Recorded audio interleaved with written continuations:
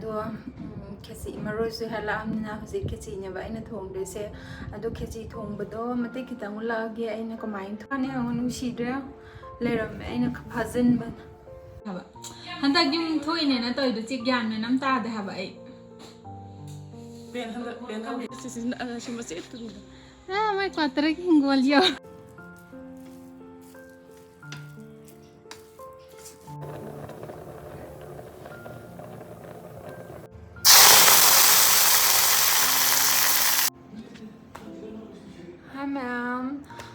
Mayam ngasige video sidi aise duty loi bedangari bako ware na sumpo thara mane dress hongdri hongani aduga ai maroina kopi lelu doine banini hoida aise khesi thongge nang hande maroina kopi je thi bane ba ado phangdre maroina kopi je aduna hepoina chatlani ne hoida ngasi ne susuti ne lao na hai bako aduna chatlaga maroina kopi do hekmina se ai jang hande khesi je sum chaning leiba ado thum thong ba je thanda oi bagi sum pharak ta ade marona kopi ga phangda baga ado ngasi de aisu dipti loiraga adum changaga heurage aduga khisi do thongak toine ba ado sum ulage haidi aina hamaroi heudose kano chingi kano du daine ba haidi akhoi nini hoi quarter da leibane moi ge quarter gi maning du da ching leibo ko ching du da ne ba maroi thai hai se moi ge ado aisu sum chala yenga se ai do sum video mate hapake tawbune ba aduga khisi su thong bagi du su kitang hapa age ado ai si dress hong to ni dress hong to aga ni ne hoida chat toine ba ko khong na kitang ni chatli hospital da gi moi quarter phau ado chatlaga maruna kopi do le lura se ado di yamina se ai si dress hong aga tho ani ham chawan ani grams ki campus sila na intern hostel mali ang chatisa hotel sala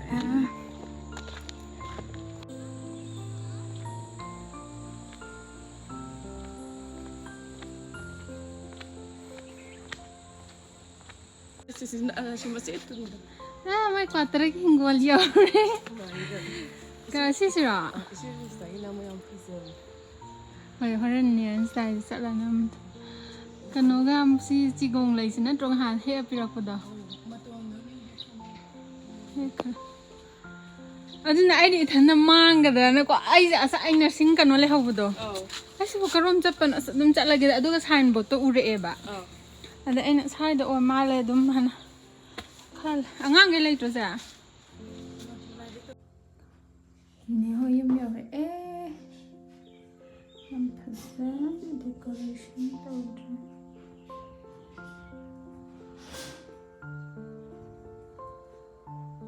ne ho luhunga photo shit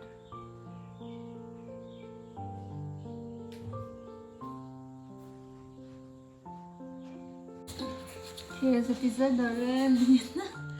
Sa how ke sa do kui haba. Handa gyum thoi ne na toy do chik yan ne nam ta de haba ai. ben handa Mo su kana ta ai toy.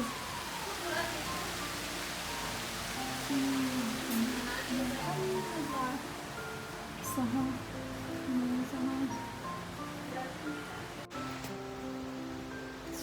Gas di luar pun. Ha kanano khang di ma nai to ram ban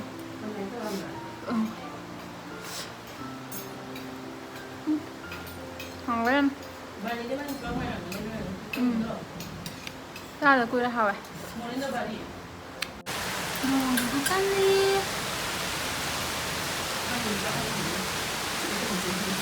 Yung cha hoi chung nhé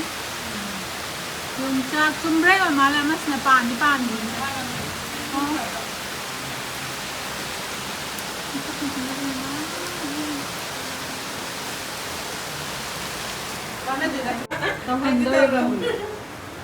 Here is a pizza exam factor is a kem chi hong rồi chi bu yo này看thấy không thu âm này chạm chi hong này khơi tiền nó đâu mà si se kano do kay sigong lai nga han siya milana pide aduga mahan as นั่นนี่นันจิตานะเฮกปลาไหลไอ้สุไก่มานะไก่น้มหายไอ้สุขังเด็ดเฮ้ยโอ้ฮะมาหันพี่เอ็นเกมหลานไอ้สุกันมาเต้าระใจเฮาโอ้ยกังสุเต้าระไอ้ในโฮสพิทอลเลยดิซ่าต่อกันหลักปะแต่มาซีจิงเลยที่จะเขาจะดีลีกันนี่อันนั้นแต่เป็นนั่งที่ก็ที่สุดที่คนนั้นที่โอ้นะไม่อันนี้โอ้มันนี่มาปุยให้เฮ้ยพี่เอ็นนั่งตรงนี้ไอ้ชุดเฮาใจตรงเฮากังสุเต้าระผมพาเป็นจานิ่งตัวเองยำตุ้ยจ้าไปสินะตุ๊กอันนั้นที่เธอจ้าเลยอันนี้ปั้มยาวไปดูว่าคันพวกชินามูโรกิต้องตาไปชากันนะโน่มันก็ตาไม่นะป้าไม่ใช่ที่สุดนี่สิน้ำพายฮะแบบมะกอกเศร้าเลยที่เคยนวลนี่ไงกระเดียบปะปักพี่มะกอกเศร้าเอเวอร์กรีนที่มันมาตะฮักเลยที่วันนี้มารวยมานะจำพันเอาจ้าโดนมาทำเนี่ยดูชุนูดูน่าดีใช่ป่ะความอันตรายที่มันวันบิดบินที่มาปานชาเลยที่น้ำมันบิสิที่น้ำมันบิสิสมุนจ้าเขาชิงเกินได้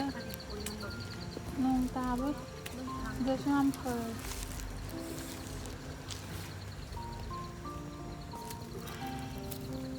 ยำพายค่ะแบบนี่เลยใช่ร่างนานเจียอินนะชุมีจ้ามันก็ตารางจ้าไปกิจิมารีมันกันตัวทุ่งเนี่ยแต่ไม่รู้มีอะไรมาเป็นดูกินน่าตระดิษฐ์เลยดูแต่จากพิซซ่าเบอร์ให้สิกันดูมันคุยมานะบีเบิร์ดเดย์สตาร์บ้าคุยสิจุลัยสิอีบ้านนี่มักสิเบิร์ดเดย์สักมันนะบ้าเบิร์ดเดย์ดีบุตรมานะแต่จุลัยปุกบ้าดูแต่เจอร์สเตปเรย์ตัวหันชีตาตรงจ้าแต่มันน่ะเดียมเลย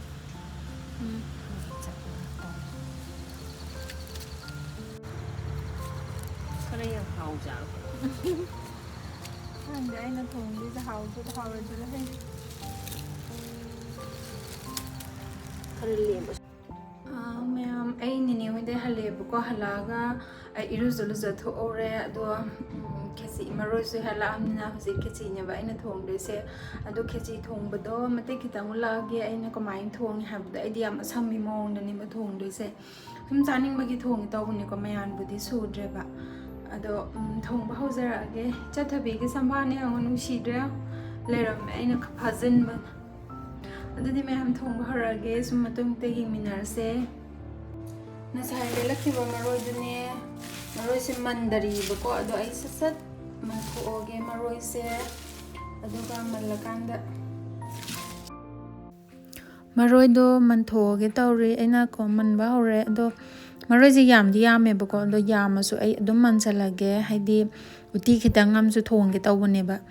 ดูน่ะอุติกิสุโอยนะบะดูมาโรยจะไอ้น่ะมันโถก็ดุมช่วยดูโอเคยามมาสุให้ดีแค่จีกุมบะทงบดีมารวยยามบะนะฮาวิดนะก็ดูน่ะดุมรวยนะฮามปนีดูก็จามเมมารวยเสไอชิงชามตาเรายาดระหะบะกิดาวรำนุขังเดมาทักการก็สุยงอุดเรจามเมดูก็ช่วยดูโอเคฮานามารวยสิดังฮานาพจานะช่วยระเกให้ดีไม่ยานไม่ยามดูตัวตัวนี้นะเนี่ยมารวยฮานาช่วยระการละตัวปนพาร์นี่บะดูแกไอ้มารวยดูดุมช่วยดูฮอรันตั้งใครดูก็ดุมอุติกิสุช่วยบสิได้ดุมข้าอาเกนะดูก็มรออเตกปะกิตังฮับกิตาวเนี่ยก็ยามนะดีฮับปะไรดุมมรออเตกบะฮับปะดีมันนำนุ่งชีให้นี่ดันก็เคสรีเสดุนะมรออเตกบะอามานี่มาฮับปะเกดูดีช่วยดูโอเคมรออเตกปะสิสุดุม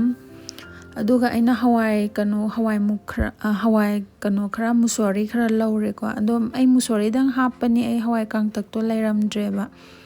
ดูน้ำสวยดังตอรานีเจงเล่าเร่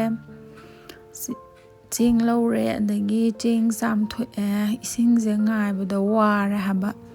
ยำตาโอยาตะเบไอเจง่ายแล้วจามบุด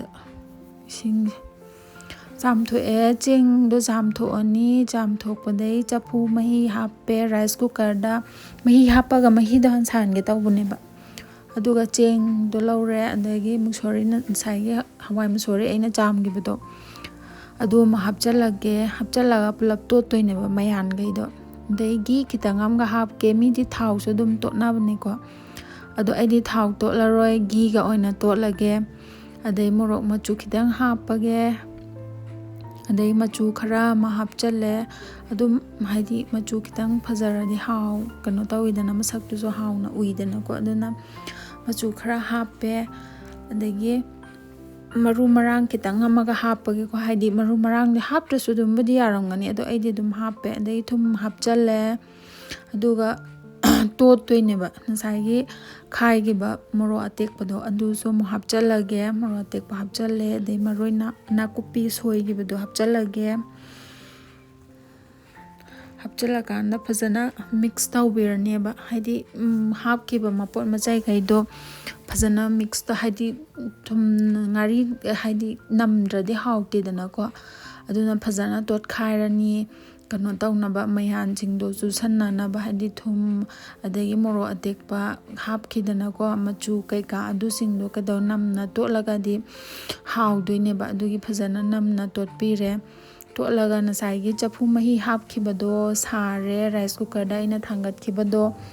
ꯑꯗꯣ ꯁꯥꯕꯗꯣ ꯉꯁꯥꯏ ꯍꯧꯖꯤꯛꯀꯤ ꯆꯦꯡ ꯑꯇꯣꯠꯄꯗꯣ ꯍꯥꯞꯆꯜꯂꯁꯦ ꯑꯗꯨꯝ ꯁꯨꯝ ꯁꯝꯅ ꯊꯣꯡꯉꯦꯀꯣ ꯑꯩꯅ ꯊꯣꯡꯕꯁꯦ ꯑꯗꯨꯝ ꯃꯌꯥꯝꯁꯨ ꯑꯗꯨꯝ ꯁꯨꯃꯥꯏꯅ ꯊꯣꯡꯅꯔꯝꯕꯁꯨ ꯌꯥꯏ ꯑꯗꯒꯤ 마ꯒꯤ ꯍꯩꯖꯕꯤ ꯃꯑꯣꯡꯗꯅꯦꯀꯣ ꯑꯗꯩ ꯃꯍꯤꯁꯦ ꯈꯤꯇꯪ ꯋꯥꯠꯄ ꯃꯥꯜꯂꯦ ꯑꯩꯅ ꯃꯍꯤ ꯈꯤꯇꯪ ꯍꯥꯞꯆꯜꯂꯦ ꯑꯗꯨꯒ ꯑꯃꯨꯛꯇꯪ ꯑꯣꯠꯈꯥꯏꯔꯀꯥꯟꯗ ꯑꯗꯨꯝ ꯅꯣꯔꯃꯦꯜ ꯆꯥꯛ ꯊꯣꯡꯕꯒꯤ ꯇꯥꯏꯞꯇ ꯑꯗꯨꯝ ꯊꯣꯡꯈ꯭ꯔꯗꯣꯏꯅꯦꯕ ꯍꯥꯏꯗꯤ ꯁꯤꯅꯗꯤ ꯁꯝꯃꯦꯕ ꯔꯥꯏꯁ ꯀꯨꯀꯔꯒꯨꯝꯕꯗ ꯊꯣꯡꯕꯁꯤꯅꯗꯤꯀꯣ ꯈꯨꯝꯖꯤꯜꯂꯒꯦ ꯑꯗꯨꯒ ꯑꯗꯨꯝ ꯁꯧꯍꯜꯂꯁꯦ ꯑꯗꯨꯒ ꯈꯦꯆꯤꯒꯤ ꯂꯣꯏꯈ꯭ꯔꯕꯅꯤꯅ ꯎꯇꯤꯒꯤ ꯑꯃꯨꯛ ꯇꯧꯔꯒꯦ ꯎꯇꯤꯒꯤ ꯑꯩꯅ ꯃꯪꯒꯟ ꯑꯇꯤꯡꯕꯗꯣ ꯈꯔ ꯍꯥꯞꯄꯦ ꯃꯪꯒꯟꯁꯦ ꯌꯥꯝꯗ꯭ꯔꯦꯀꯣ ꯌꯥꯝꯗꯕꯅꯤꯅ ꯑꯩꯅ ꯆꯦꯡ khitang amaga hapchallage yamnabudi thongoiko haidi ithanda chadau potnina mi yamdabanina adagi kukardo kamhallage amutang ingingai da aina soda so hapkrebako ado khitang kamhallage horen kamba lorakhana machan amu hapkidoineba rice cooker gi khechri do sauba haure chak rice cooker da thongmanina horen saugalakanda dum hangdoga yengaage kamain tauge habado aduga uziki uti kamgibado hangdoga maroi nakupi na sai aina uti ge khakibado hapchallaga morok atekpa kitang amaga hapage ko morok atekpa kitang happe adagi manam haidi sum manam ha sum lainaba nusinaba aina sing kitang amaga soiraga happe adagi napakpi su khara hapchalle napakpi khara amasu lairambagi ko haidi maroi gumba adum hawidana maroi sidi yamingai hinjang gumba thongbadise sawgale utido sawgale okharage adum utidi yam otlingai hawe haine ko uti chagemdi aduna adum otle khara adum otle duga thamdana uti ju sok tawnaba thau haire aduga uti sok tawdringai da aina sai maroido aina kano taweba kitang tawrakanda lokthokhoge tawbune ba haidi khechri duda kitang hapke tawbune ba admaina hapdo manam nungsi hainai buko aduna hana kitang tawrani tawba haidi gram lawbado crispy oibado adubok tawrakanda lokhattoine ba napakpi kitang amjo hapchalle aduga lokhalakanda horen khechri du loirakpagi tanza du da hapchange tawbune ko haptrasu dum yarambadi yai ko ado khangde sum aigi wakhanda di aduna hawgadrana aidi hapke na tawrine ba aduna ngaure maroido ngaurakanda huzik lokhattoine ba haidi gram lawdo lokhalakanda horen tongana saishandoine ba aduga adagi mo uti thongbage mu sok tawrani jira hapkhare tejpata hapkhare adagi tilhau kitang amga happe ko tilhau se haptrasu dumbudi yai adu aidi asoiba laibagi hapchalle aduga na saigi lemhauba maroi kaido mo hapaga sok tawsaladoine bako sidi loire uti ne sok tawba na maroi aremba gaidu su loi hapchankre aina hapchallaga ngaurakanda sok tawsalaga loisalani uti dusu ko chak su yam lam akhoi kitchen ne yam pikpane ko haidi aido ka su phajana haidi ka su thiri ba aduna khara pi tido saugal aina sai hapkiba machal kai ka do munsalle bako aduna huzik sok tawsalage loisanaba chaklambana ju sidore pukkaje kurung khonge ꯁꯣꯛ ꯇꯧꯈꯤꯕꯗꯣ ꯍꯥꯞꯆꯜꯂꯦ ꯍꯥꯞꯆꯜꯂꯒ ꯐꯖꯅ ꯑꯣꯠꯈꯥꯏꯔꯛꯑꯅꯤ ꯑꯣꯠꯈꯥꯏꯔꯀꯥꯟꯗ ꯑꯗꯨꯝ ꯂꯣꯏꯁꯟꯕ ꯌꯥꯔꯦꯀꯣ ꯎꯇꯤꯁꯤꯗꯤ ꯑꯗꯨꯝ ꯂꯣꯏꯔꯕꯒꯨꯝꯕꯅꯦ ꯑꯗꯨꯒ ꯈꯦꯆꯤꯗꯣ ꯍꯥꯡꯗꯣꯛꯑꯦ ꯈꯦꯆꯤꯗꯣ ꯍꯥꯡꯗꯣꯛꯑꯀꯥꯟꯗ ꯁꯨꯃꯥꯏꯅ ꯇꯧ ꯂꯩꯔꯝꯃꯦ ꯁꯤꯒꯤ ꯀꯟꯗꯤꯁꯟꯁꯤꯗ ꯂꯩꯔꯝꯃꯦꯕ ꯃꯔꯣꯏꯈꯩꯗꯣ ꯃꯊꯛꯇ ꯌꯥꯝ ꯀꯥꯈꯠꯂꯝꯃꯦꯕ ꯑꯗꯨꯒꯤ ꯑꯩꯅ ꯃꯔꯣꯏꯗꯣ ꯑꯝꯇ ꯐꯖꯅ ꯑꯣꯠꯈꯥꯏꯒꯦ ꯇꯧꯕꯅꯤꯀꯣ ꯉꯁꯥꯏ ꯑꯩꯅ ꯇꯣꯠꯄꯗ ꯍꯥꯞꯈꯤꯕ ꯃꯔꯣꯏꯈꯩꯗꯣ ꯃꯊꯛꯇ ꯂꯣꯏ ꯇꯣꯡ ꯂꯩꯔꯝꯃꯦ ꯑꯗꯨꯒꯤ ꯑꯩꯅ ꯑꯣꯠꯈꯥꯏꯔꯤꯅꯦ ꯑꯣꯠꯈꯥꯏꯕ ꯂꯣꯏꯔꯦ ꯑꯗꯨꯒ ꯑꯩꯅ ꯉꯁꯥꯏ ꯂꯧꯈꯠꯈꯤꯕ ꯃꯔꯣꯏ ꯒ꯭ꯔꯤꯝ ꯒ꯭ꯔꯤꯝ ꯂꯥꯎꯕ ꯃꯔꯣꯏꯗꯣ ꯑꯗꯨꯃꯨꯛ ꯆꯥꯏꯁꯜꯂꯒꯦ ꯆꯥꯏꯁꯜꯂꯀꯥꯟꯗ ꯑꯣꯠꯇꯣꯏꯅꯦꯕꯀꯣ ꯍꯥꯏꯗꯤ ꯁꯤꯁꯤꯅ ꯃꯅꯝ ꯅꯨꯡꯁꯤꯍꯟꯕꯣꯏ ꯅꯤꯡꯉꯦ ꯑꯩ ꯋꯥꯈꯜꯗꯗꯤ ꯑꯗꯨꯅ ꯐꯖꯅ ꯊꯨꯡꯅꯕ ꯑꯣꯠꯈꯥꯏꯔꯒꯦ ꯃꯔꯣꯏ ꯊꯥꯎꯗ ꯇꯥꯎꯕ ꯃꯔꯣꯏꯁꯦ ꯍꯥꯞꯄ ꯀꯥꯟꯗ ꯁꯤ ꯂꯣꯏꯔꯗꯤ ꯂꯣꯏꯔꯦꯀꯣ ꯈꯦꯆꯤꯁꯨ ꯔꯦꯗꯤ ꯑꯣꯏꯔꯦ ꯑꯩ ꯆꯥꯛ ꯂꯣꯏꯁꯜꯂꯛꯑꯦ ꯎꯇꯤꯁꯨ ꯂꯣꯏꯁꯜꯂꯕꯒꯨꯝꯕꯅꯦꯀꯣ ꯑꯃꯨꯛꯇꯪ ꯁꯧꯍꯜꯂꯀꯥꯟꯗ ꯃꯨꯠꯊꯠꯂꯗꯣꯏꯅꯦ ꯑꯗꯨꯒ ꯈꯦꯆꯤꯁꯨ ꯃꯨꯜꯂꯛꯑꯦ ꯑꯗꯨꯗꯤ ꯃꯨꯜꯂꯛꯑꯕꯅꯤꯅ ꯑꯩꯅ ꯉꯁꯥꯏ ꯎꯇꯤ ꯀꯥꯝꯈꯤꯕꯗ ꯐꯂꯥꯡꯗ ꯀꯩꯗ ꯃꯌꯥꯝ ꯆꯣꯡꯈ꯭ꯔꯦꯕ ꯎꯇꯤꯒꯤ ꯀꯩꯅꯣꯗꯣ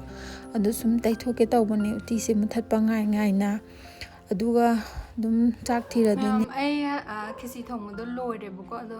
ꯁꯥꯁꯨ ꯌꯥꯝ ꯁꯥꯔꯦ ꯋꯥꯁꯨ ꯋꯥꯔꯦ ꯏꯊꯟꯗ ꯉꯁꯥꯏꯗꯩ ꯇꯧꯕꯅꯤꯅꯅꯦ ꯑꯗꯨꯒ